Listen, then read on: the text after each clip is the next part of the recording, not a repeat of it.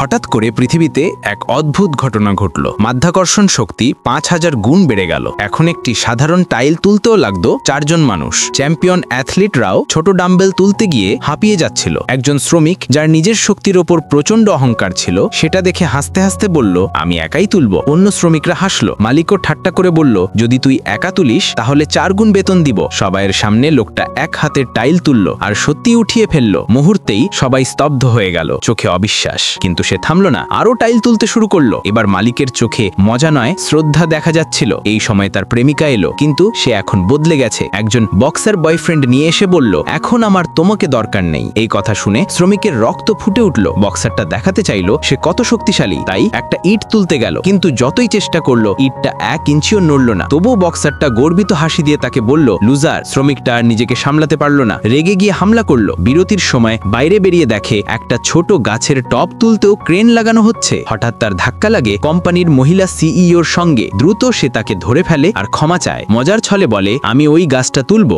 CEO হেসে বলে, অসম্ভব, এখন ওই গাছের ওজনও 10 পাউন্ডের বেশি। কিন্তু ছেলেটা দৌড়ে গিয়ে এক ঝটকায় গাছটা তুলে নিল। পুরো অফিস চুপ, সবাই অবাক। এমন শক্তি এক সাধারণ শ্রমিকের। এই রহস্য জানার আগ্রহে মহিলা সিইও সঙ্গে সঙ্গে তাকে অফিসে ডেকে পাঠালেন।